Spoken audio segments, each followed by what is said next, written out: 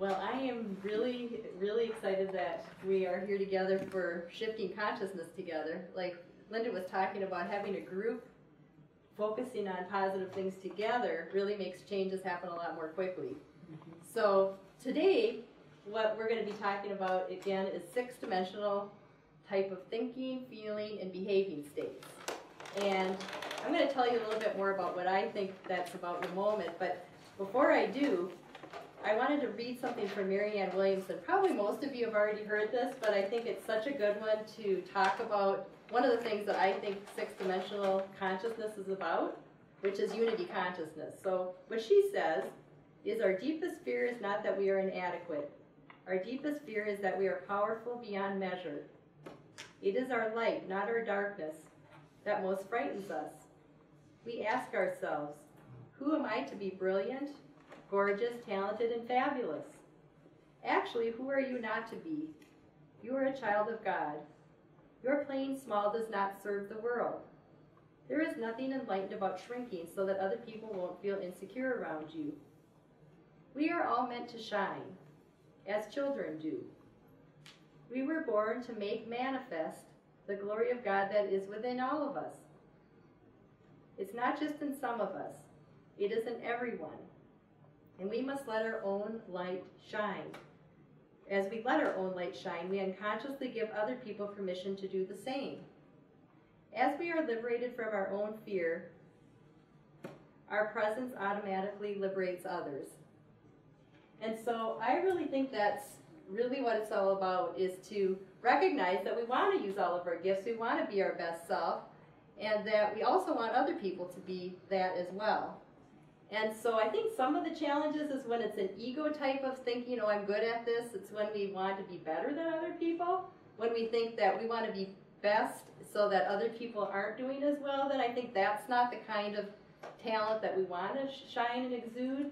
We want to bring everybody up to their highest level. So it's like, I want to be my best self, and I want you to be your best self, you, and you.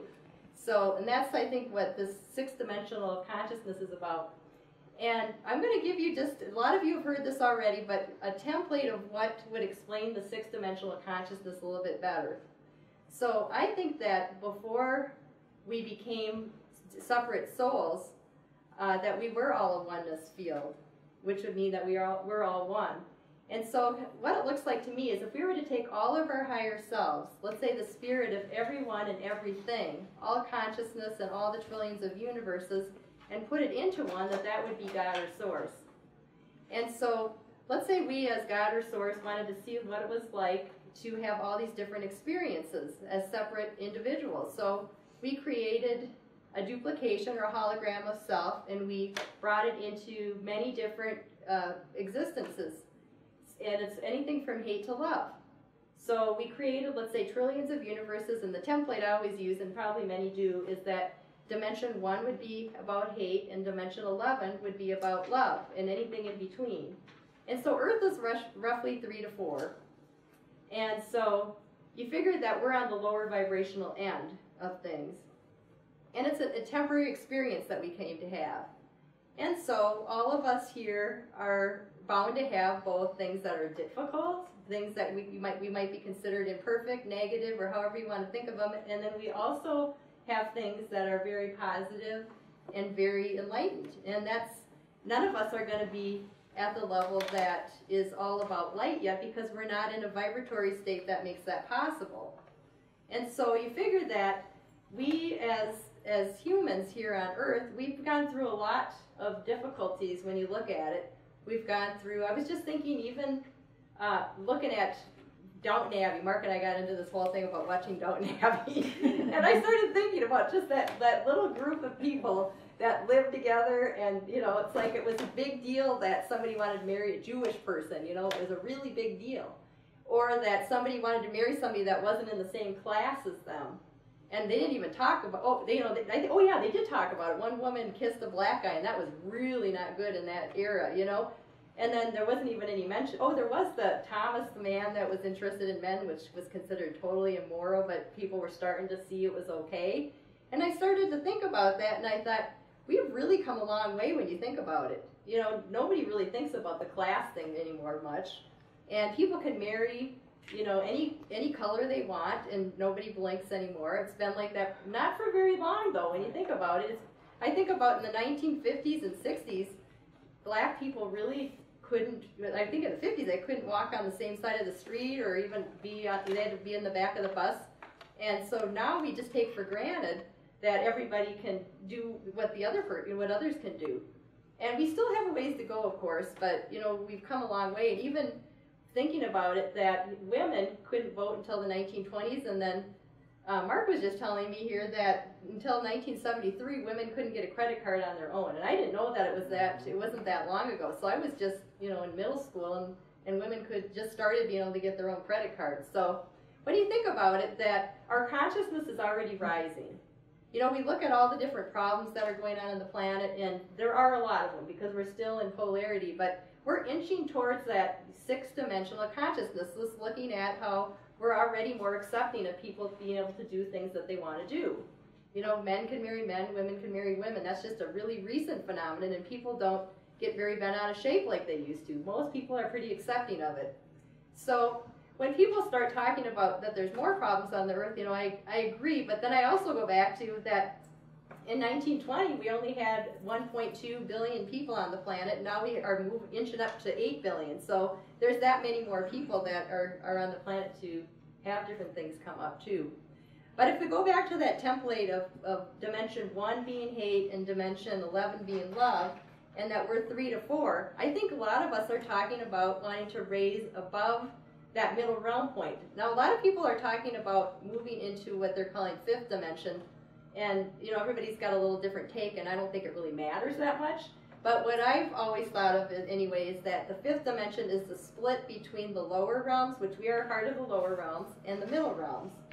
And so I always think that we're moving from, let's say, 3rd to 4th to 6th. We're like crossing that barrier. You could think of the 5th dimension as being the birth canal. We're birthing into the 6th. And I thought it was perfect timing to start talking about 6D or 6th dimensional, because I think a lot of people are in the birth canal right now. I don't know how many of you have been feeling almost like more of your head can be really tense, your eyes feel heavy, you know, your body sometimes feels like it could, you know, like it could just break out and explode, almost like, you know, you're just, it's like that the baby that's in the birth canal, that the head is getting kind of squished, you know, things are, you know, you're feeling your body trying to work its way out of something that was familiar, you know, in utero, and all of a sudden you're pushing out into some whole new reality. And I'm sure that even moving out of the birth canal as a baby, you know, you start crying. It's like, what's going on here? Where am I? You know, so we really don't know what the 6D is about, and so that's part of what we're discovering together. I think that it's probably got some of the Buddhists, some of what the Buddhists talk about, where we're to be detached yet engaged. That's how I interpret what they're saying, that we want to take the middle path so that we're able to stay balanced and create a life where we're actually there for each other, but yet not maybe too high or too low, like where you can kind of move up and down in life, like you're not moving the roller coaster thing with the Buddhist teaching, where you're staying kind of more on that straight and narrow path to keep yourself feeling good and balanced and engaging in life without taking things on too much. So the path of suffering is when you're attached to things. And so what we're going to be talking about a lot this weekend too is moving out of our old thinking. So one thing that I've been noticing with people, probably at least for the last year, maybe 2 years, is that if we have rigid thinking, which we all do, me included, of course, you know, we all have rigid thinking. We think something is true. You know, we're sure that this is the path to doing a particular thing. Like if I'm trying to let's say, find something that, let's say a solution for something, you know, you research everything and you try to figure out what you should be doing in a particular area. And at least for me, a lot of the time when I'm really attached to having a particular outcome and I'm researching it in a particular way, that what ends up happening is that I don't really get results very well. And what I've been seeing in people's fields is that it's almost like walls go up in the energy field when we're too limited. So in other words, if I have a rigid belief about something having a particular outcome, I'm actually putting a wall in my field so I can't get any other outcomes to come in. So, that, you know, and you could even think of it, I remember reading once that the Native Americans didn't see the ships coming in from Europe because they never had seen a ship before, so it just never appeared in their vision.